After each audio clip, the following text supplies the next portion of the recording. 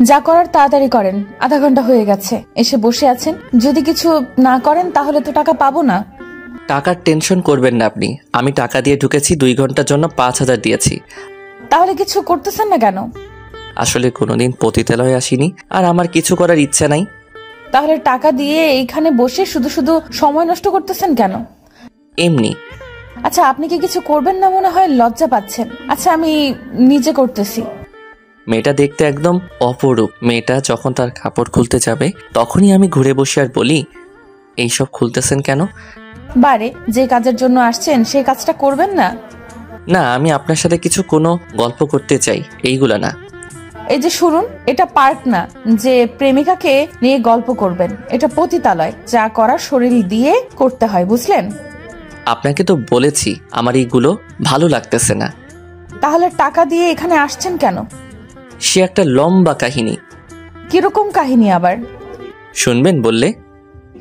আপনার যেহেতু কিছু করার ইচ্ছা নাই, গল্প করার ইচ্ছা, তাহলে আপনার গল্পটা শুনি। বলবো।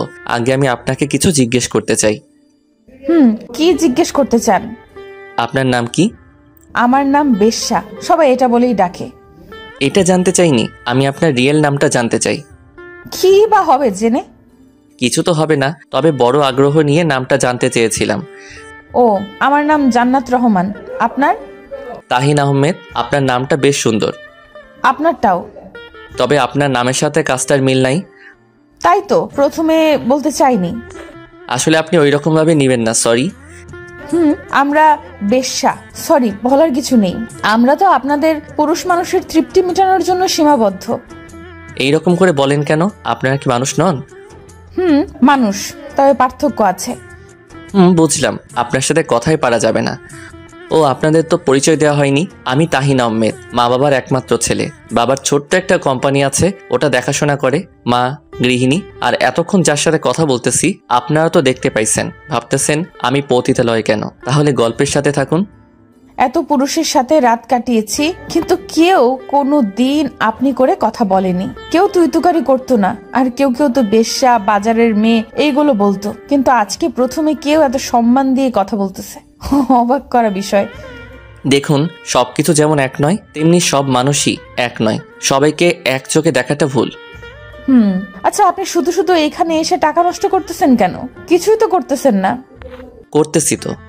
কি করতেছেন? এই যে আপনার সাথে গল্প। তবে গল্প করার জন্য তো বন্ধুরা থাকে, কিন্তু আপনি গল্প করতে বেশ্যাখানায় আসছেন। সেটার কারণ আছে। তাই? কি কারণ? যদি বেয়াদবি না ধরেন তাহলে জানতে পারি।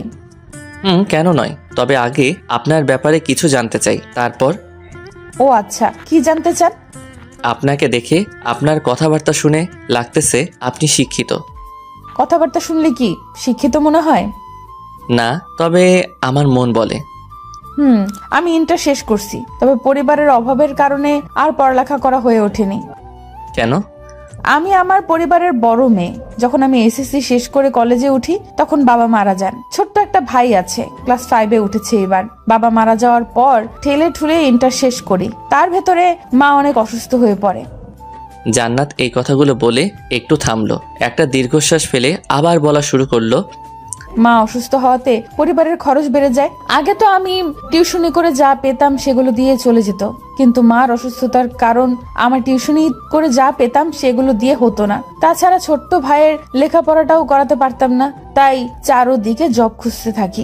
অনেকগুলো কোম্পানিতে গেছি, কিন্তু কেউ এই সমাজে তো ঘুষে ভরা, ঘুষ দিতে পারলে নাকি চাকরি হবে। আমি তখন নিরাশ হয়ে পড়ি। আমি পরিবারের বড় মেয়ে, তাই সব দায় দায়িত্ব এসে আমার উপর পড়লো। তখন কি করব মাথায় আসতেছিল না। কিছুদিন পর একটা চাকরি পাই ছোট্ট একটা কোম্পানিতে। তবে সেই সুখের দিন বেশি দিন সইল না।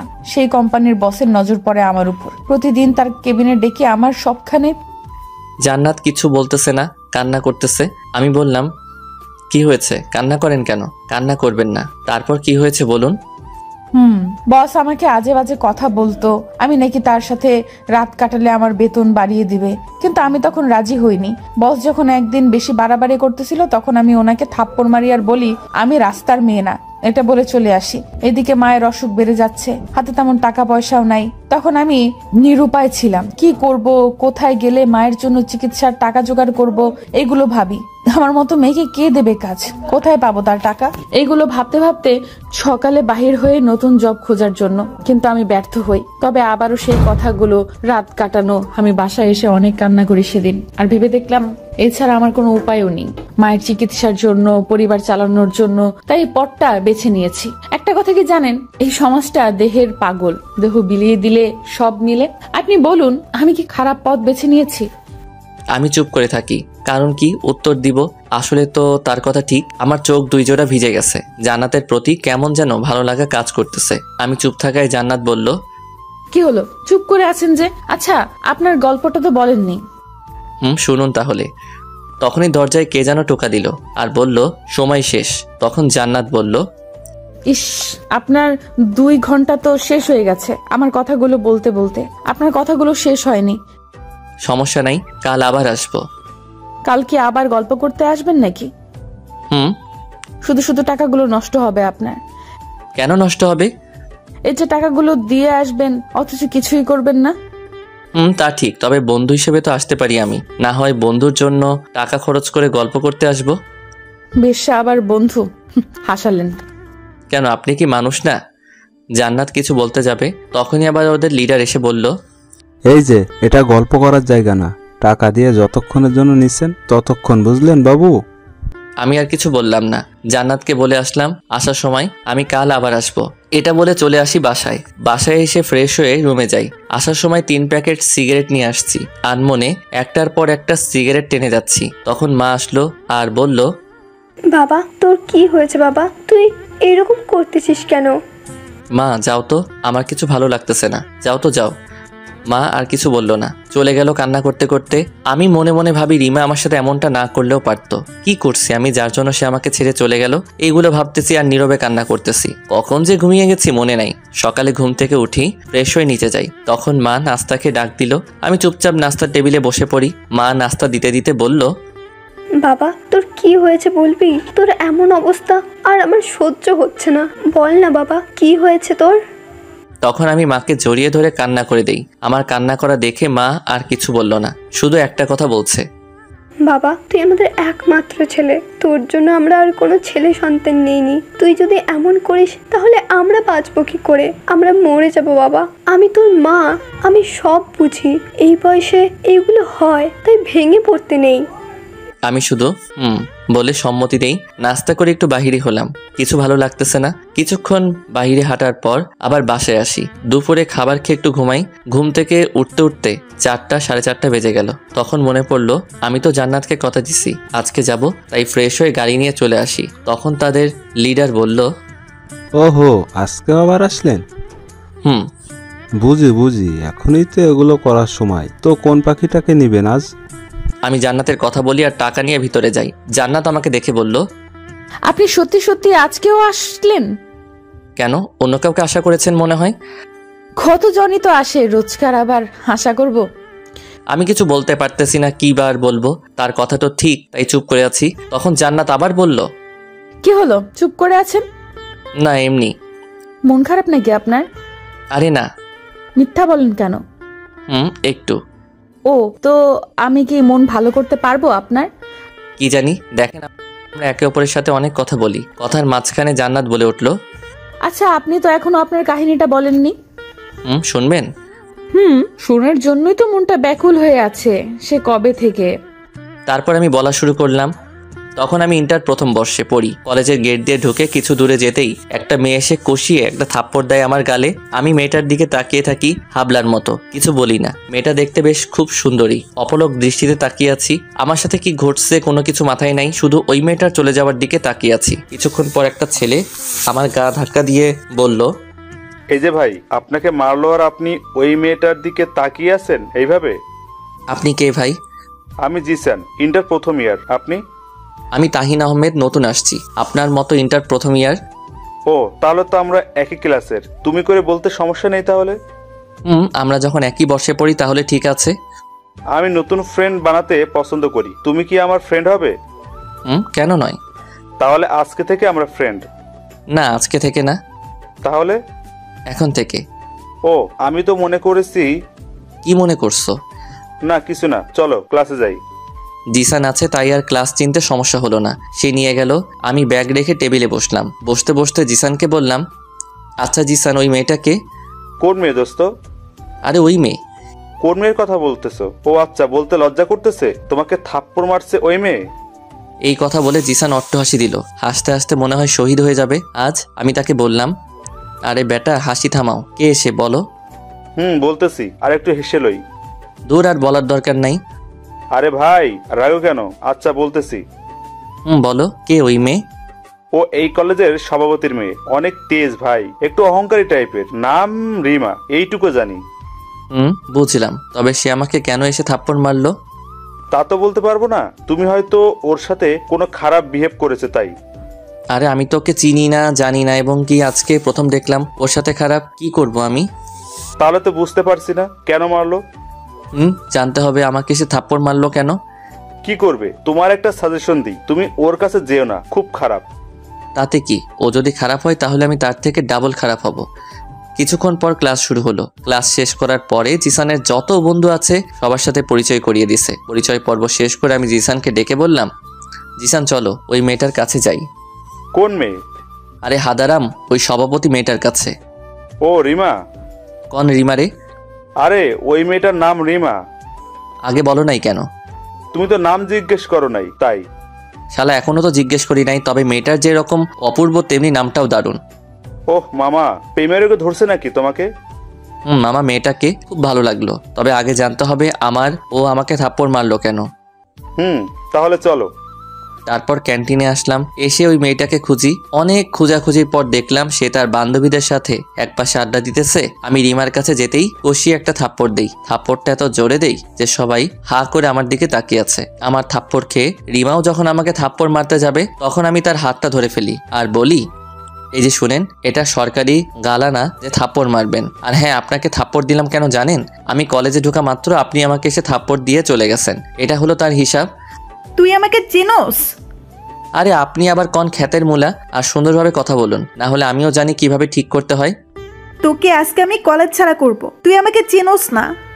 তুই আমার একটা ভালো ব্যাখ্যা করতে পারবি না যা। আর হ্যাঁ, তোকে চিনে আমি কি করব? তুই এই কলেজের সভাপতির মেয়ে আমি জানি, তাতে আমার কিছু যায় আসে না। দেখি তুই কি করতে পারোস। তখন রিমা হনহন করে সেখান থেকে চলে যায়। আর জিসান আমাকে বলে, আরে বেডা, তুমি এটা কি করলা? তোমাকে তো সে ছাড়বে না। তুমি টেনশন নিও না, কিছু করতে পারবে না। জিসান আর কিছু বললো না। দুইজনে সেখান থেকে রওনা দিলাম বাসার উদ্দেশ্যে। জিসান জিসানের মতো চলে গেল, আমি আমার মতো চলে আসলাম। বাসায় এসে ফ্রেশ হয়ে নিলাম, কিছু খেয়ে দিয়ে একটা ঘুম দিলাম। বিকালে ঘুম থেকে উঠে একটু ঘুরতে বাহির হই। কিছুক্ষণ ঘোরাঘুরি করে বাসায় আসলাম। বাসায় এসে পড়তে বসলাম। পড়তে পড়তে রাত 10টা বাজে যায়। মা খেতে রাখলো। রাতের খাবার খেয়ে ঘুমিয়ে পড়লাম। সকালে ঘুম ভাঙলো ঘড়ির অ্যালার্মে। অ্যালার্ম বন্ধ করে ফ্রেশ হয়ে নিয়েও কিছু খেয়ে চলে যাই কলেজের উদ্দেশ্যে। কলেজে ঢুকবো তখনই কিছু লোক এসে আমাকে পিছন থেকে মারতে শুরু করলো। আমার মাথায় জোরে বাড়ি দেওয়ার কারণে আমি বসে পড়ি। বসা থেকে উঠতে পারতেছি না। তখনই দেখলাম রিমা আসলো আর ফিলফিল করে হেসে বলল, কি রে ওঠ? ও তুই তো উঠতে পারবি না। ও বেচারা। তুই? আমি। তাহলে চিনতে পারছোস? আমি তো মনে করছি চিনতে পারবি না। বলেছিলাম না আমার সাথে লাগিস না? এখন বুঝতেছিস আমি কি? কেউ তোকে সাহায্য করতে আসবে না। এই কলেজে আমি যা বলি সেটাই হয়। রিমার কথা শুনে আমার রাগটা আর কন্ট্রোল করতে পারলাম না। আমি বসা থেকে উঠে সবাইকে মারতে লাগলাম। আমার খেয়াল নাই যে আমার মাথায় আঘাত পাইছি, কারণ তখন আমার তীব্র রাগ উঠছে। সে কারণে এক এক করে সবগুলোকে পিটাই। তারা 4 থেকে 5 জন হবে। একজনকে তো এমনভাবে পিটাইছি সে যদি আমার কোনোদিন সামনাসামনি হয় তাহলে আর দাঁড়াবে না আমার সামনে। রিমা এগুলো দেখে সে পালালো। আমি সেখানে অজ্ঞান হয়ে পড়ি। চোখ খুলতেই নিজেকে আবিষ্কার করি হসপিটালের বেডে। পাশে দেখি মা বসে আছে মাথায় হাত রেখে। আমি মার দিকে তাকালাম। মা আমার চোখ খোলা দেখে ডাক্তারকে ডাক দিল। আর ডাক্তার আসলো, এসে বলল, এখন ঠিক আছে, মাথায় একটু আঘাত পাওয়াই অজ্ঞান হয়ে পড়েছে। আপনারা চাইলে ওনাকে বাসায় নিয়ে যেতে পারেন। আর আমি কিছু ওষুধ লিখে দিয়েছি, এইগুলো 1 সপ্তাহ খাওয়াবেন। ডাক্তার এইগুলো বলে বাহির হয়ে যায়। ডাক্তার বাহির হওয়ার পর মা বলল, বাবা তোর এই অবস্থা কে করছে? বাদ দাও মা। বল তুই কে করছে এই অবস্থা? তোর বাবাকে বলে শায়েস্তা করব। আরে মা, বাবাকে বলার দরকার নাই। কলেজে আন্দোলন চলতেছিল কি নিয়ে আমি সেখানে যাই, দেখতে কে যেন মাথায় বাড়ি মারছে। হয়তো অন্য কাউকে মারতে গিয়ে আমার মাথায় পড়ছে। তুই দেখছিস ওইখানে ঝামেলা হচ্ছে, তাহলে যাওয়ার দরকার কি ছিল? মা একটু দেখতে গেছিলাম কি হচ্ছিল। মা আর কিছু বলল না, আমাকে বিকালবেলা নামিয়ে দেই, বাসায় চলে আসি। এইভাবে দেখতে দেখতে চলে যায় 1 সপ্তাহ। আর হ্যাঁ, জিসান আসছিল আমার বাসায় আমাকে দেখতে, আর একটু হলে তো মাকে সব বলে দিত। ভাগ্যিস আমি ইশারা করছিলাম না বলতে মাকে কিছু। আজকে কলেজে যাব, সকালে নাস্তা করে বাহির হলাম কলেজে, গিয়ে জিসানের সাথে দেখা হয়। তখন জিসান বলল, দোস্ত, তোকে রিমা ডাকছিল, সে বলছে তোর সাথে নাকি কিছু কথা বলবে। ও হ্যাঁ জিসান, আর আমি এখন অনেক ক্লোজ হয়ে গেছি। আমার সাথে কি কথা আবার? গেলে জানতে পারবি, আমি তো জানি না।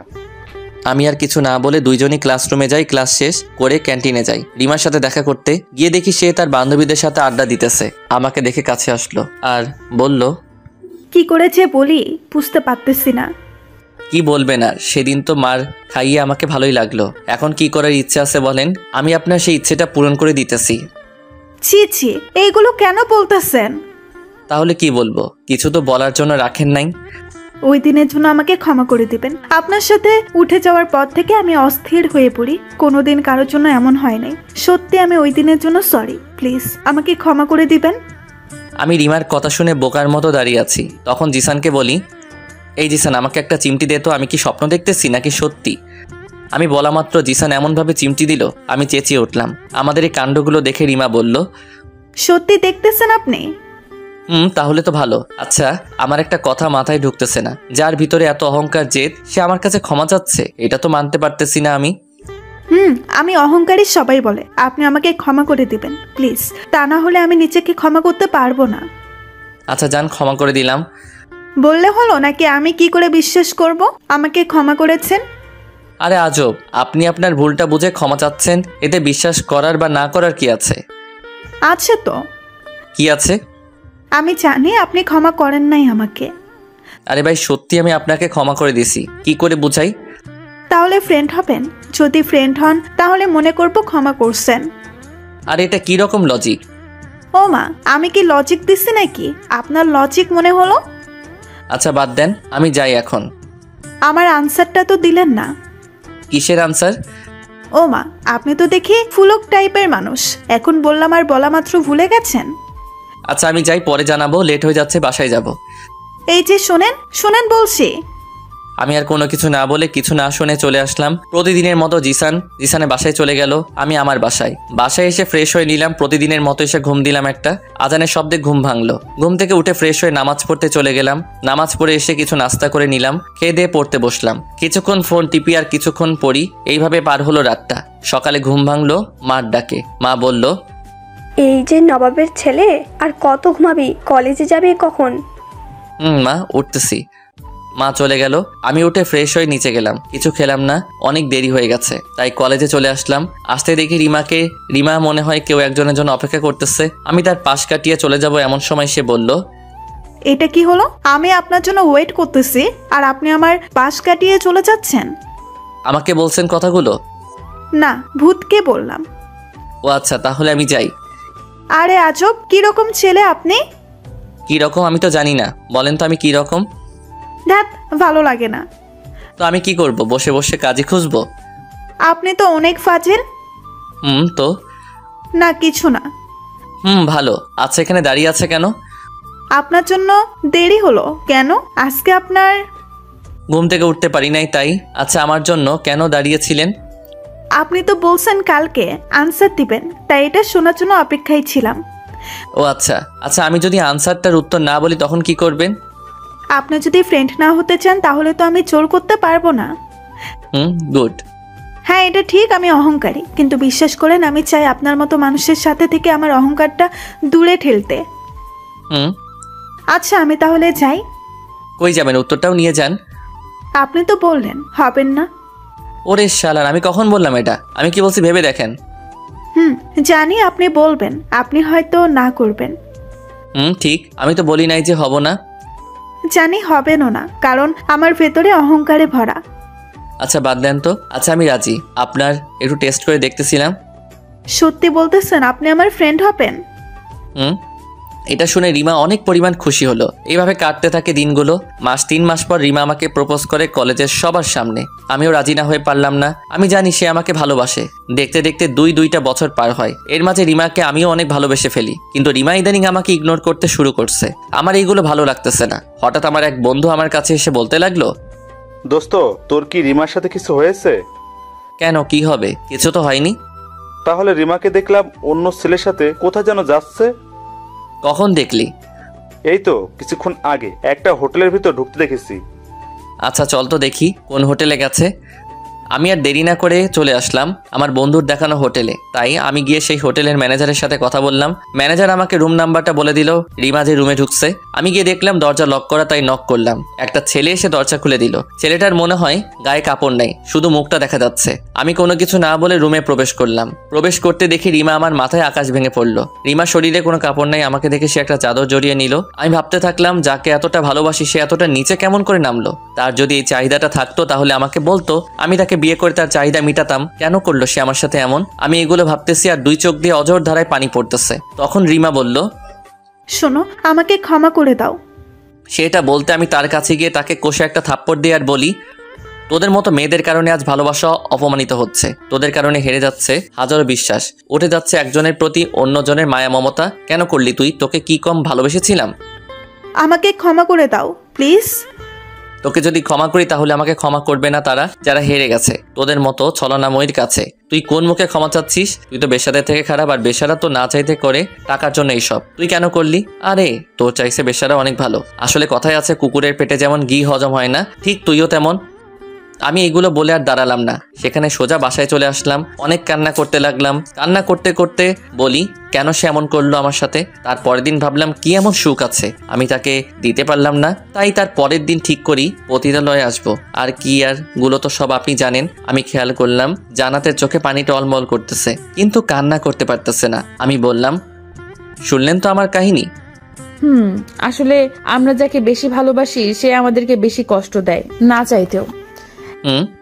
একটা কথা কি জানেন, বিধাতা হয়তো আপনার জন্য ভালো কিছু রাখছে, তাই ভুল মানুষের কাছ থেকে সরিয়ে নিছে আপনাকে।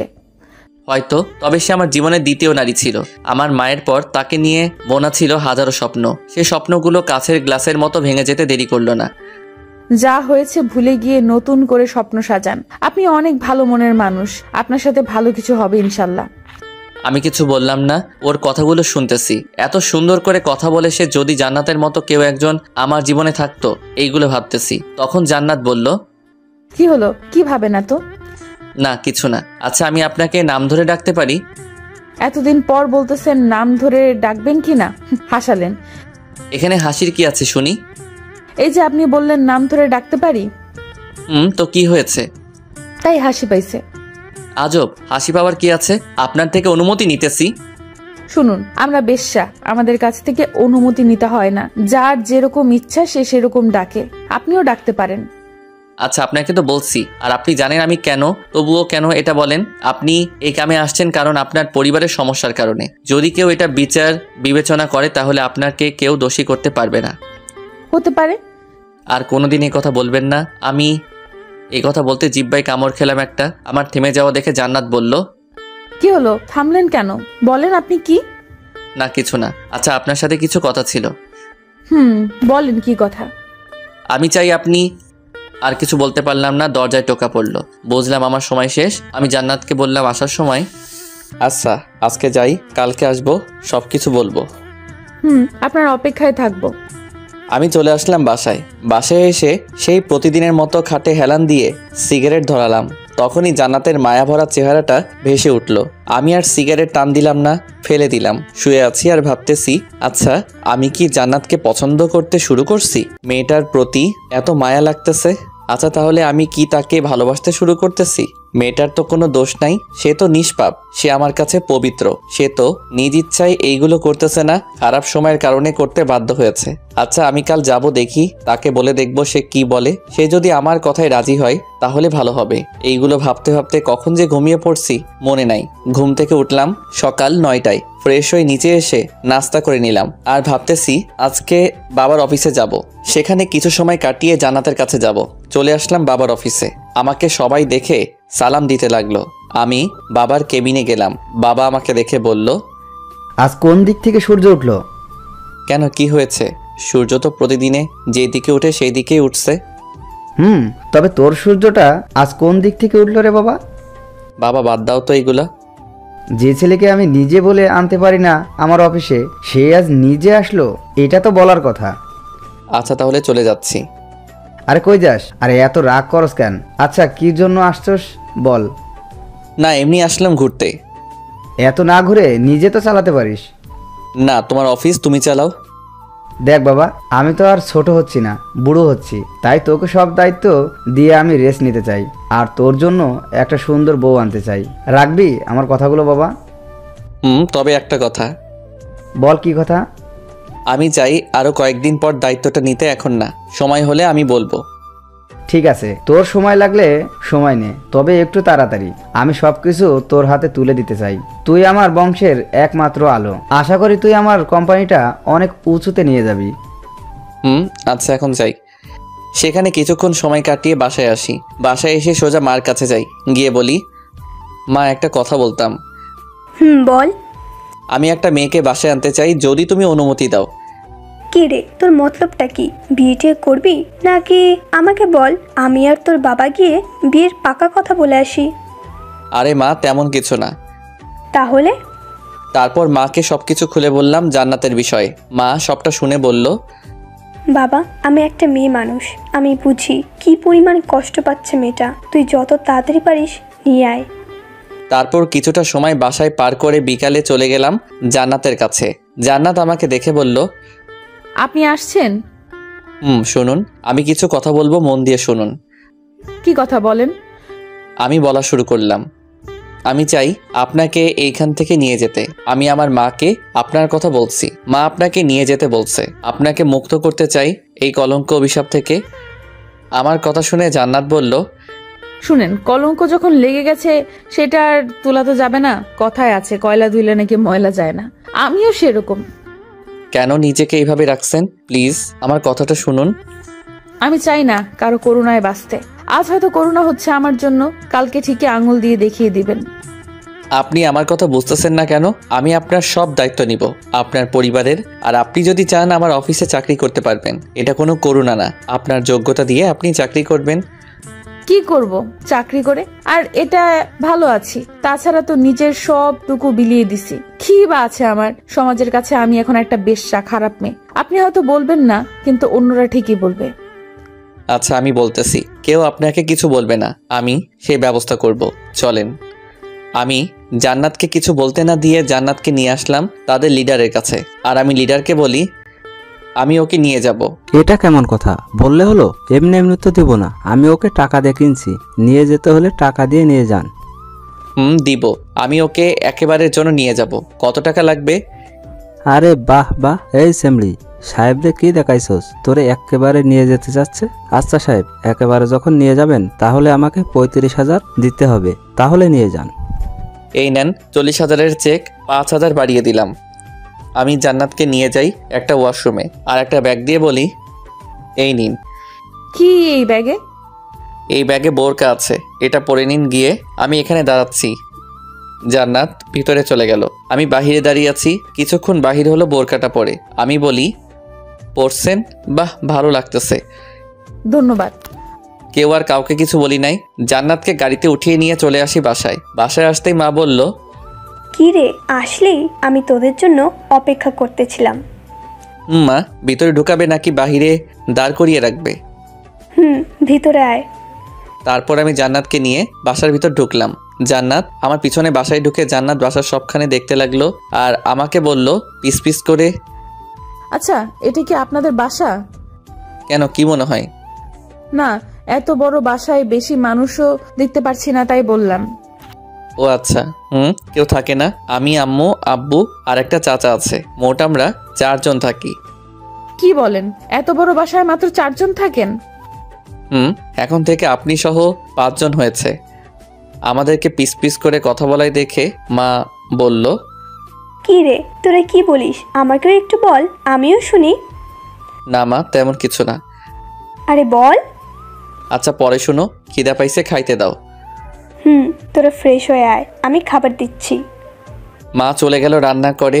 আমি জান্নাতকে নিয়ে উপরে গেলাম, আর একটা রুম দেখিয়ে দিয়ে বললাম, আজ থেকে আপনি এখানে থাকবেন। যান, ফ্রেশ হয়ে আসেন, খাবার খাবেন।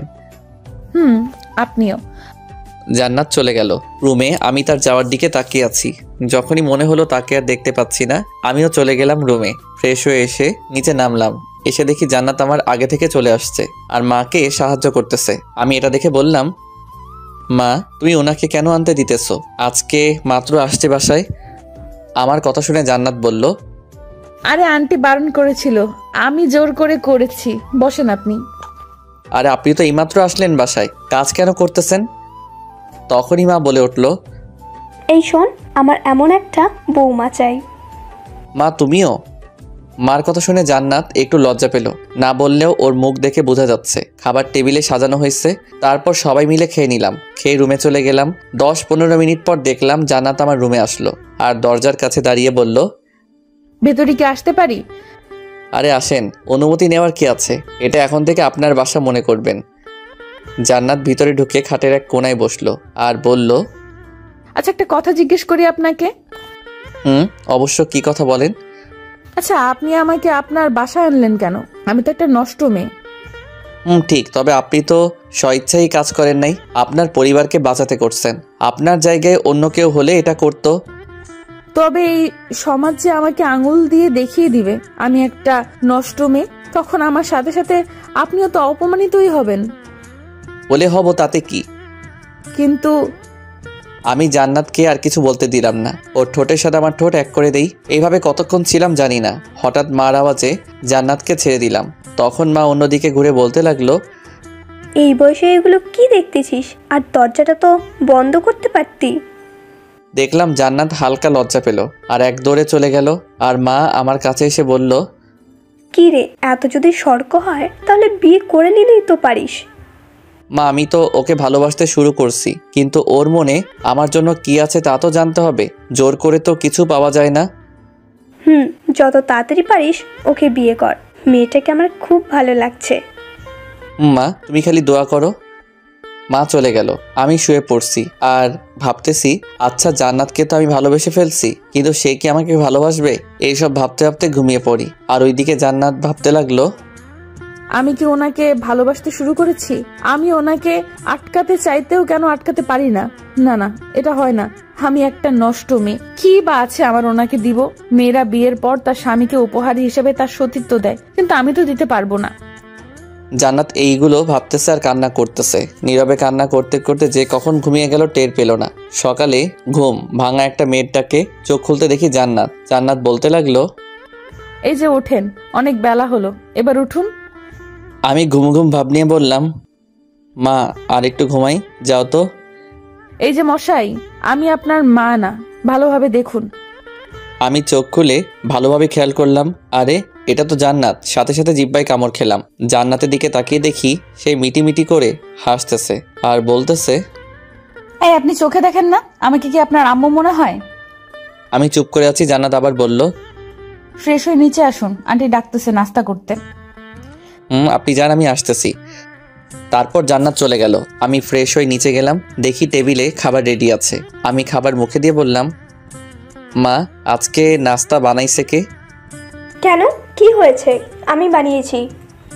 না মা, আজকে নাস্তাটার টেস্টটা আলাদা তাই। কি বলতে চাস তুই? নাস্তার মজার হয়নি? দে, তোর খেতে হবে না। আরে মা, পুরো কথা তো শুনবে। আমি বলতে চাচ্ছি, অন্য দিনের চাইতে আজকেরটা অনেক টেস্ট হয়েছে। শুধু শুধু ভুল বুঝো কেন? ও আচ্ছা, তাহলে খা। আসলে আজকে জান্নাত মানে আমার বৌমা করছে। আম্মুর মুখে বউ ডাক শুনে আমি আম্মুকে ইশারায় বললাম, এইগুলো কেন বলো? আম্মু আমার ইশারা বুঝে হাসতে লাগলো। আমি খেয়াল করলাম জান্নাত তো মিটিমিটি করে হাসতেছে। তার মানে বুঝতেছি জান্নাত মুখ ফুটে কিছু বলতে পারতেছে না। যা করার আমাকে করতে হবে। জান্নাতকে দাঁড়িয়ে থেকে দেখে বললাম, কি হলো, আপনিও বসুন। না, আগে আপনারা খেয়ে নিন, তারপর খাবো। তখন মা বলল, কি রে মা, তুমি মনে হয় আমাদেরকে এখনো আপন মনে করো না। তা না, আপনারা বড় মানুষ, আগে আপনারা খান। আমি ছোট মানুষ, আমি তো আপনার মেয়ের মতো। জান্নাতের কথা শুনে মা আমার দিকে তাকিয়ে বলল, ওই দেখছিস কিভাবে সম্মান করতে জানে আমার বৌমা? আমি তো ওকেই বউ বানাবো। মা আবার শুরু হয়ে গেল। মা আমার কথার জবাব না দিয়ে জান্নাতকে ডেকে পাশে বসিয়ে জিজ্ঞেস করে বসলো, মা, আমি চাই তোমাকে আমার ছেলের বউ বানাতে। তোমার কোনো আপত্তি নেই তো? না, তবে আমার আম্মু আর ভাই আছে, আপনি আমার আম্মুর সাথে কথা বলেন, ইনশাল্লাহ আম্মুও রাজি হবে। আচ্ছা, তাহলে আজকেই তোমার বাসায় যাব, তুমি সহ। আম্মু আমার বাসায় না যাওয়ার চিন্তা আছে। আচ্ছা, তাহলে আমরা কিছুক্ষণ পরে রওনা দিব তোমার বাসার উদ্দেশ্যে। মা এটা বলে আমাকে বলল গাড়ি বাহির করতে। কি করব? আর নাস্তা সেরে রুমে গেলাম, দেখি জান্নাত আসলো। এসে আমাকে বলল, আপনার সাথে কিছু কথা ছিল, অনুমতি দিলে বলবো। বলেন কি কথা? আমি জানি আপনি আমাকে করুণা করে আপনার বাসায় ঠাঁই দিয়েছেন, কিন্তু আপনার আম্মু এগুলো কি করতেছে? আপনি আমাকে বিয়ে করে সুখী হতে পারবেন না? আমি তো একটা নষ্ট মেয়ে, কি দিতে পারবো আমি আপনাকে? কি আছে বা আমার কাছে? যে সম্পদটা রাখছিলাম নিজের বিয়ের পর স্বামীকে দিতে, সে সম্পদটাই তো নেই। আর আপনি তো সব জানেন, তাহলে আপনি তখন বললেন না কেন আপনি আমাকে বিয়ে করবেন না? আচ্ছা আমি বলি নাই মানলাম, কিন্তু আপনি কেন বলছেন আপনার আম্মুর সাথে কথা বলতে? কি করব তাহলে? আমি যদি এটা না বলতাম তাহলে আন্টি মনে কষ্ট পাবে। ভালো তো, কথা জানেন। আচ্ছা একটা কথা বলি। বলেন। আসলে আমি আপনাকে ভালোবেসে ফেলছি, আর আমি আপনাকে কোনো করুণা করি নাই। আর কি বলছেন আমাকে বিয়ে করলে কি দিবেন? আমি কি আপনার থেকে কিছু চাইছি? শুধু একটু ভালোবাসা চাই। আর একটা কথা জেনে রাখুন, আপনি আমার কাছে একদম একটা ফুলের মতো পবিত্র। আচ্ছা আমাকে কি আপনি একটু ভালোবাসা দিতে পারবেন না? জান্নাত আমার কথা শুনে কান্না করে দিল আর আমার বুকে ঝাঁপিয়ে পড়ল, যে তার জন্য আমি মোটেও প্রস্তুত ছিলাম না। আমি বললাম, এই কেউ দেখে ফেলবে, ছাড়ো। না, ছাড়বো না, সারা জীবন এই বুকে মাথাটা রাখতে চাই। কোনোদিন পর করে দিবেন না তো?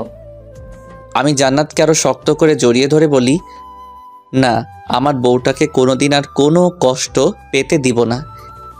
জানি না এই সুখ সইবে কিনা আমার কপালে। এইগুলো বলবে না, তা না হলে কথা বলবো না আর তোমার সাথে। আচ্ছা, আর বলবো না। আমি আর কিছু বললাম না। জান্নাতকে বুক থেকে ছাড়িয়ে সামনে এনে তার কপালে একটা ভালোবাসার স্পর্শ এঁকে দিলাম। দেখলাম জান্নাতের কিছুটা চুল সামনে ঝুলতেছে। আমি হাত দিয়ে ওই চুলগুলো কানের পাশে গুজে দিলাম। একটু খেয়াল করে দেখলাম জান্নাতের ঠোঁটগুলো কাঁপতেছে। ওই গোলাপি ঠোঁট দেখে নিজেকে আর সামলাতে পারলাম না, ডুবিয়ে দিলাম জান্নাতের ঠোঁটগুলোর সাথে। আমার ঠোঁটগুলো 4 ঠোঁট এক হয়ে গেল। জান্নাত প্রথমে ছাড়ার চেষ্টা করছিল, আমার জোড়াজুড়িতে সেও রেসপন্স দিতে লাগলো। এইভাবে কতক্ষণ ছিলাম জানি না। কিছুক্ষণ পর ছেড়ে দেই, আর ছাড়ার পর জান্নাত লজ্জা মাখা মুখে বলতে লাগলো, এই আর না, হয়েছে, আরগুলো বিয়ের পরে। বিয়ের পর কি? জান্নাত আর কিছু বলল না, দৌড়ে চলে গেল। তখনই ডাক পড়ে মার। মা আমার রুমে এসে আমাকে বলল, কি রে, এখনো রেডি হসনি? কেন? কি রে, তোর জ্বর হয়েছে নাকি? দেখি। না মা, কিছু হয় নাই। তাহলে রেডি হতে বলছি আমি। আর তুই কেন বললি যে? তোকে তো কিছুক্ষণ আগে বললাম জান্নাতের বাসায় যাব, ভুলে গেছিস? মা কথা শুনে আমি জিব্বা কামড় খেলাম আর মনে মনে বলতে লাগলাম, খাইছে রে।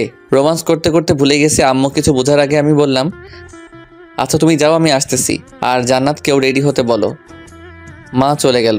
আমি ফ্রেশ হয়ে রেডি হয়ে নিলাম। আমার পরানো একটা নেভি ব্লু শার্ট আর একটা কালো প্যান্ট। মাথা চুলগুলো একটু স্পিক করে দিলাম, চোখে সানগ্লাস। আমি আয়নার সামনে দাঁড়িয়ে চুলগুলো ঠিক করতেছি। তখনই গ্লাসে খেয়াল করলাম জান্নাত আসছে। আমি জান্নাতকে দেখে পিছনে ঘুরি আর বলি, কেমন লাগতেছে গো? পেঁচার মতো লাগতেছে। ও আচ্ছা, এই পেঁচা তো আপনারই গলায় ঝুলবে ম্যাডাম। বইয়ে গেছে। বিয়েটা হতে দাও, বাসর ঘরে বোঝাবো এই পেঁচাটা কি করতে পারে। আসছে, দেখা যাবে। তাছাড়া আমি তো আমার বাসর ঘরে কোনো পেঁচা ঢুকতে দিব না। দেখবো নে কেমন করে ঢুকতে না দাও। দেখা যাবে। আচ্ছা চলেন, মা ডাকতে পাঠিয়েছে আমাকে, দেরি হলে বকা দিবে। চলো যাওয়া যাক। তারপর জান্নাতকে নিয়ে নিচে আসি। আসতেই মা বলল, কি রে, এতক্ষণ লাগে আসতে? মা রেডি হতে তো সময় লাগবে, শ্বশুর বাড়ি যাচ্ছি, একটু বোঝো না। হয়েছে, চল এখন। তারপর রওনা দিলাম জান্নাতদের বাড়ির উদ্দেশ্যে। কিছুক্ষণ পর পৌঁছে গেলাম জান্নাতদের বাসায়। জান্নাত গাড়ি থেকে নেমে সামনে হাঁটতেছে, আমরা পিছনে। জান্নাত ঘরে ঢুকলো। তখনই জান্নাতের মা জান্নাতকে দেখে বলে উঠল, কিরে মা, কই ছিলি? তোর জন্য অনেক চিন্তা হচ্ছিল। আর মা, ওনারা কারা? তখন জান্নাত আমাদেরকে ডেকে কাছে নিয়ে গিয়ে ওর মাকে বলল, মা, আমি ওনাদের বাসায় ছিলাম। উনি হচ্ছেন তাহিন আর ওনার মা। আমি সালাম দিলাম আর আমাদেরকে বসতে বলে আমি ঘরের চারিপাশে চোখ ঘুরিয়ে দেখতে লাগলাম। একটা খাট আছে আর ঘরটা তেমন বড় না আমাদের মতো। আমরা গিয়ে খাটে বসলাম, তখন মা বলল, মানে আমার মা জান্নাতের মাকে বলল, আপনি আমার বোনের মতো, আমরা আপনার কাছে একটা আশা নিয়ে একটা জিনিস চাইতে আসছি। বলেন না কি জিনিস? আর তাছাড়া এই গরিবের ঘরে কি বা আছে আপনাদের দেবার? আছে বলেই আসছি বোন, অনেক মূল্যবান জিনিস সেটা। আমাদের ঘরে এমন কোন জিনিস মূল্যবান আছে আমি তো জানি না, একটু খুলে বলবেন? আপনি যেহেতু অনুমতি দিয়েছেন তাহলে বলতে পারি। আপনার ঘরের চাঁদটাকে আমার ছেলের বউ করে আমার ঘরে তুলতে চাই।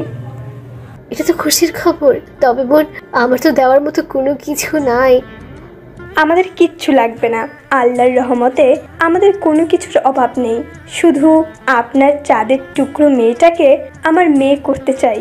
আপনি কি দিতে রাজি আছেন? আমি আর কি বলবো, ওরা দুজন যদি রাজি থাকে তাহলে তো আলহামদুলিল্লাহ। ওরা রাজি আছে আর ওরা একে অপরকে ভালোবাসে। আলহামদুলিল্লাহ। আচ্ছা, বিয়ের ডেটটা পরশুদিন দিলে কেমন হয়? আপনার যা ভালো মনে হয়। ওনারা কথা বলতেছে, আলহামদুলিল্লাহ আমার বিয়ে ঠিক হয়ে গেল। এই যে পাঠক পাঠিকারা, উপহার ছাড়া কেউ বিয়ের দাওয়াত খেতে আসবেন না। কম করে হলেও আমাদের ভবিষ্যৎ ছেলেমেয়ের জন্য একটা করে খেলা নিয়ে আসবেন। মজা করলাম একটু। ওইদিকে দেখি লজ্জায় জান্নাতের মুখ টমেটোর মতো লাল হয়ে গেল। আমি জান্নাতের কাছে গেলাম আর কানে কানে বললাম, এই যে মিস, ও না, এখন থেকে তো মিসেস হয়ে গেছেন। বলেন। তাহলে বাসর রাতে তো খুব জমবে। আমার বলছি লজ্জা লাগে না? এখন যা লজ্জা পাওয়ার পেয়ে নাও, তোমার সব লজ্জা ওই রাতে ভাঙাবো। আমি আর কিছু বললাম না, আবার এসে খাটে বসি আর শাশুড়িকে বলি, আন্টি আমার একটা আবদার, আশা করি রাখবেন। বাবা বলো। আন্টি আমি চাই আপনারা সবাই আমাদের বাসায় থাকবেন এখন থেকে, আর আপনার ছেলের পড়ার খরচ সবকিছু আমি চালাবো। না বাবা, তা হয় না। আন্টি আমি কিন্তু আপনার ছেলের মতো, আমার কথা রাখবেন। জান্নাতের আম্মু কিছু বলতে যাবে তখনই আমার মা বলে উঠল, আর কোনো কথা না, আজকে থেকে আপনারা আমাদের সাথে থাকবেন। তাছাড়া আমারও তো গল্প করার জন্য একজন সঙ্গী চাই। আপনি থাকলে তো আরও ভালো, দুই বোন মিলে সারা দিন গল্প করব। আর কিছু বলল না, রাজি হয়ে গেল। আর এইদিকে আম্মু আব্বুকে ফোন দিয়ে জানিয়ে দিল সব। আব্বু অনেক খুশি এটা শুনে। আমরা রওনা দিলাম বাসার উদ্দেশ্যে। সাথে জান্নাতের মা আর আমার ছোট্ট শালা বাবুটাও আছে বাসায়। পৌঁছে গেলাম। আমি রুমে গিয়ে ঢুকে ওয়াশরুমে ঢুকবো, তখন দেখি জান্নাত রুমে আসলো। আমি জান্নাতকে দেখে বললাম, কি হলো, তুমি ফ্রেশ না হয়ে রুমে চলে আসছো? কেউ দেখলে কি ভাববে? কে আবার কি ভাববে? না মানে আমাদের তো এখনো হয়নি। মানে কি? মানে হচ্ছে, আমি কিছু না বলে সোজা গিয়ে জান্নাতকে জড়িয়ে ধরি। জান্নাতও আমাকে শক্ত করে তার বুকের সাথে মিশিয়ে নেয়। এখন কি ভাবছেন আপনারা, বাংলা সিনেমার মতো গান হবে? না হবে না, এখন আরো রোমান্টিক হবে। আমরা একে অপরকে জড়িয়ে ধরে আছি। জান্নাতের গরম নিঃশ্বাসটা আমার বুকে এসে রাখতেছে। আমার মনে একটা শয়তানি বুদ্ধি আসলো, তাই সেটা কাজে লাগাতে লাগলাম। আমি জান্নাতকে সুরসুরি দিতেছি, তখন জান্নাত আমাকে চিমটি দিল অনেক জোরে। তখন আমি আহ করে উঠলাম। আমার আহ করা শব্দ শুনে জান্নাত বলল, এই তোমার ব্যথা লাগেনি তো? না লাগেনি। সরি। কাছে আসো। না, যাও ফ্রেশ হয়ে নাও, অনেক দুষ্টু হয়ে গেছো, আমি গেলাম। এটা বলে জান্নাত চলে গেল। আমি গিয়ে ফ্রেশ হয়ে নিলাম। ফ্রেশ হয়ে এসে নিচে যাব, তখন ভাবলাম একটু জান্নাতের রুমে যাই, দেখি পাগলিটা কি করতেছে। যেই ভাবা সেই কাজ। চলে আসলাম জান্নাতের রুমে। এসে দেখি দরজাটা খোলা।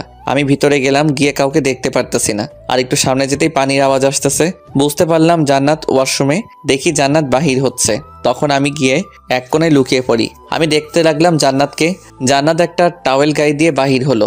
আমি তো এই অবস্থায় জান্নাতকে দেখে আমার অবস্থা যায়। দেখলাম জান্নাত চেঞ্জ করতেছে। আমি দেখতে লাগলাম। কি দেখছি ওইগুলো ইতিহাস আপনাদেরকে বলা যাবে না। জান্নাত অন্যদিকে ঘুরে তাকিয়ে আছে। তখন আমি গিয়ে পিছন থেকে গিয়ে জান্নাতকে জড়িয়ে ধরলাম। আমার এইভাবে জড়িয়ে ধরা দেখে জান্নাত চমকে গেল আর চিৎকার করতে যাবে, তখনই আমি তার মুখটা চেপে ধরলাম আর বললাম, এই চেঁচিও না, আমি, দেখো আমাকে। তখন জান্নাত পিছনে ঘুরে তাকিয়ে দেখে আমি। আমাকে দেখে আমার বুকে কিল ঘুষি মারতে লাগলো। আমি তাকে টান মেরে বুকের সাথে মিশিয়ে নিলাম আর বললাম, এই পাগলি, ভয় কেন পাও? এইভাবে কেউ আছে? অনেক ভয় পাইছি, কে না কে ভেবে। আচ্ছা, আর ভয় নাই, আমি তো আছি। তোমার জায়গায় যদি অন্য কেউ হতো তাহলে আমার কি হতো? সেটা তখন দেখা যেত, তবে আমার এই পাগলিটার দিকে যে চোখ তুলে তাকবে তার চোখ উঠিয়ে নিব। এইভাবে ভালোবাসবে তো সারা জীবন, যত বড়ই সমস্যা হোক না কেন। আমাকে পর করে দিও না। পাগলি। দুইজন দুইজনের বুকের সাথে লেপ্টে আছি। কিছুক্ষণ নীরবতা বহন করলো আমাদের মাঝে। আমি জান্নাতকে বললাম, তোমার কোমরের নিচে যে তিলটা আছে ওইটা অনেক সুন্দর গো। জান্নাত আমাকে তার বুক থেকে সরিয়ে দিয়ে আমার দিকে বড় বড় চোখ নিয়ে তাকিয়ে আছে আর বলল, এই তুমি কি বলছো? কেন, কানে কি কম শোনো? তার মানে তুমি? জান্নাত গালে হাত দিয়ে লাগলো। আমি বললাম, কি হলো বলো? কিছু না। আরে বিয়ের পর তো সবকিছু আমার, তখন তো সব দেখবো, এটা না হয় আগে দেখে নিলাম। তাই বলে এইভাবে লুকিয়ে লুকিয়ে? শয়তান একটা। এই শয়তান দেখবো অনেক শয়তানি করবে। কি শয়তানি করবে? যখন করবে তখন দেখবে। হয়েছে হয়েছে, বলতে হবে না, তা না হলে সবাই শুনে ফেলবে। এখন রুম থেকে যাও, কেউ দেখে ফেলবে, আর তখন বলবে বিয়ের আগে বউ পাগলা হয়ে গেছে। আমি আর কিছু বললাম না, চলে আসলাম। আর নিচে গেলাম, তখন মা বলল, শোন, আজকে শপিংয়ে যাব, রেডি থাকিস। কখন যাবা? ঘন্টাখানেক পর যা, গিয়ে জান্নাতকেও রেডি হতে বল, সময় নেই। আচ্ছা। তারপর আমি আবার জান্নাতের কাছে গেলাম। আমাকে দেখে জান্নাত বলল, এটা কি হলো? এখনই গেলে আমার কেন আসলা না? কেন আসতে পারি না বুঝি? আচ্ছা, চলে যাচ্ছি। আমি ঘুরে আসতে যাব, তখনই জান্নাত আমার হাতটা ধরে ফেলে। আমি জান্নাতের দিকে ঘোরা মাত্র 4 ঠোঁট এক করে দেই। আমি একটু অবাক হলাম, পরে তার সাথে রেসপন্স দিতে লাগলাম। এইভাবে কিছুক্ষণ কিস করার পর জান্নাত আমাকে ছেড়ে দিয়ে বলে, রাগ করতে হয় নাকি? কই রাগ করলাম, একটু ভাব নিছি, আর ভাব নিছি তাই তো তোমার ঠোঁটের মিষ্টিটা পেলাম। শয়তান একটা। আচ্ছা, তোমাকে কি যেন বলতে আসছিলাম, কি যেন। কি বলবে বলো? আরে দাঁড়াও, মনে করে নি। ও হ্যাঁ, শপিংয়ে যাব, সবাই আমাদের বিয়ের কেনাকাটার জন্য, তাই রেডি হতে বলার জন্য আসছিলাম। আচ্ছা। আমিও রেডি হয়ে আসি, তুমিও রেডি হও। তারপর আমি চলে আসলাম রেডি হতে। আমি গিয়ে রেডি হয়ে নিচে গেলাম, দেখতে পেলাম জান্নাতও রেডি হয়ে আসতেছে। দেখতে খুব সুন্দর লাগতেছে, কপালে কালো টিপ, চোখে কাজল, ঠোঁটে হালকা লিপস্টিক, চুলগুলো ছেড়ে দিছে, সামনের 2 দিকে চুলগুলো বাতাসে দুলতেছে। এক কথায় অপরূপ। আপনারা নজর দিবেন না আমার বউয়ের দিকে, বলে দিলাম। তারপর সবাই রওনা দিলাম শপিং মলের উদ্দেশ্যে। বাসার সবাই আসছে, জান্নাতের মা, ভাই, আমার মা, বাবা, সবাইকে নিয়ে শপিং মলে ঢুকি। সবাই শপিং করতে ব্যস্ত, আর আমি একটা জায়গায় দাঁড়িয়ে আছি। হঠাৎ শুনতে পেলাম কেউ আমাকে ডাকতেছে আমার নাম ধরে, তাই পিছনে ঘুরে দেখার জন্য মাথাটা ঘুরালাম। আমি দেখে তো অবাক, কারণ এটা তো রিমা। সে কেন আমাকে ডাকতেছে বুঝতে পারলাম না। রিমা আমার কাছে এসে বলতে লাগলো, কেমন আছো? ভালো। কে আপনি? কি বলতেছো এইসব তুমি? কি বলতেছি কানে যায় না আপনার? এইভাবে কেন কথা বলতেছো? কিভাবে কথা বলতেছি? তুমি আগের মতো নাই, অনেক পাল্টে গেছো, কেমন জানি হয়ে গেছো। আমি যেমন আছি তেমনই ভালো আছি। দেখতে তো পাচ্ছি। দেখলে জিজ্ঞাসা করতেছেন কেন আবার? না এমনি। আচ্ছা, আমাকে কি ক্ষমা করা চায় না? কিসের ক্ষমা? আপনি তো আমার সাথে কোনো খারাপ কিছু করেন নাই, তাহলে ক্ষমা চাচ্ছেন কেন? যার জন্য তোমাকে আমি ঠকিয়েছি সে আমাকে ছেড়ে চলে গেছে। আসলে কথাই আছে, যে যেমন করে তার কাছে তেমনি ফেরত আসে। আমার সাথেও তেমন হয়েছে। আমি তোমার ভালোবাসাটা বুঝতে পারি নাই। প্লিজ আমাকে তুমি ক্ষমা করে দাও। যাকে ভালোবাসি সে তো অন্য নৌকায় পা দিয়েছিল, এখন সেই নৌকাটা ঢুকে গেছে, তো আমার কাছে আবার আসছেন। আর ক্ষমা তো সেই দিন করে দিছি। একটা কথা, ভালোবাসলে নাকি ভালোবাসার মানুষের কাছে অভিযোগ রাখতে নাই? সত্যি তুমি আমাকে ক্ষমা করে দিছ? রিমা আমার হাত ধরে নিয়েছে। আমি এক ঝাটকায় তার হাতটা আমার হাত থেকে ছাড়িয়ে নেই আর বলি, আপনার তো সাহসও কম না, আপনি আমার হাত ধরতেছেন। তুমি তো বলছো ক্ষমা করে দিছো, আর আপনি আপনি করে কথা বলতেছো কেন? ক্ষমা করে দিছি তার মানে এটা না যে আপনার আমার হাত ধরার অধিকার দিছি, আর আমি অপরিচিত মানুষের সাথে আপনি করেই বলি। তাহলে তুমি আমাকে এখনো ক্ষমা করো নাই? আবার একই কথা বলতেছেন কেন? তুমি যদি আমাকে ক্ষমা করে দিতে তাহলে আমাকে আপন করে নিতে, ঠিক আগের মতো। আরে ক্ষমা করেছি এটা না যে আপনাকে আবার আপন করব আর আপনি আবার বেইমানি করবেন। তাছাড়া তোমার জন্য আমি একটা নিষ্পাপ মেয়েকে কষ্ট দিতে পারবো না। ভালো থাকবেন, আর পারলে দ্বিতীয়বার কারোর সাথে এমন করবেন না। জানেন তো যে আপনি করবেন ঠিক তা আপনাকে প্রকৃতি ফিরিয়ে দিবে। রিমাকে আর কিছু বলার সুযোগ দিলাম না। আমি চলে আসলাম সেখান থেকে। এসে দেখি সবার শপিং করা শেষ। শপিং শেষ করে বাসায় চলে আসলাম। রুমে ঢুকতেই জান্নাত বলল, মেয়েটাকে? কোন মেয়ে? যার সাথে মার্কেটে কথা বলছো ওই মেয়েটা। হো, তাহলে তুমি দেখছো? কে ওই মেয়ে? ওই হচ্ছে ওই মেয়ে যাকে আমি আমার থেকেও বেশি ভালোবাসতাম, রিমা। ও আচ্ছা। জানি না তুমি কি মনে করছো, তবে এটা ভেবো না যে আমি আমার দ্বিতীয়বার এই ভুল করব। আমি তোমারই আছি আর তোমারই থাকবো। জান্নাত ছোট্ট একটা মুচকি হাসি দিয়ে চলে গেল। আমিও ফ্রেশ হতে গেলাম। এইভাবে দেখতে দেখতে আমার আর জান্নাতের বিয়ের দিন কাছে আসতে লাগলো। আমি বাসায় ঘরের সামনে দাঁড়িয়ে আছি, কারণ এটা তো আমার প্রথম বিয়ে। কি করব কিছু তো বুঝতেই পারতেছি না। আমাকে দাঁড়িয়ে থাকতে দেখে সবাই ঠেলে ঠুলে মরার ঘরে থুক্কু বাসর ঘরে ঢুকিয়ে দিল। আমি ঢুকে দরজাটা লক করে দিলাম। তারপর আস্তে আস্তে ওই খাটে থাকা মানুষটার কাছে যেতে লাগলাম। আমি গিয়ে খাটে বসলাম। জান্নাত ইয়া বড় একটা ঘোমটা দিয়ে বসে আছে। আমাকে দেখতে পেয়ে খাট থেকে নেমে আমাকে সালাম করলো। আমি জান্নাতকে উঠিয়ে বুকে জড়িয়ে নিলাম আর বললাম, এটা কি আমার বিয়ে করা বউ নাকি পার্লার থেকে আনা মেয়ে বুঝতে পারতেছি না। এই আমি পার্লারে যাই নাই, ঘরে সাচ্ছি। আসলে জান্নাত দেখতে অনেক সুন্দরী, ওকে রাগানোর জন্য এটা বললাম। আমি জান্নাতকে খাটে বসালাম। তারপর বললাম, আচ্ছা এখন কি করব? আমি জানি না। লজ্জা মাখা মুখে কথাটা বলল। আচ্ছা তাহলে ঘুমিয়ে পড়ি। এটা বলতে দেরি জান্নাত আমাকে খাটে ধাক্কা দিয়ে ফেলে দেয় আর বলে, ওই ছাগল, বাসর ঘরে মানুষ কি ঘুমায়? তাহলে কি করে আমি তো জানি না। ওরে আমার সোনাটা, বুঝছি কি করে। এটা বলে জান্নাত আমার উপর ঝাঁপিয়ে পড়ল।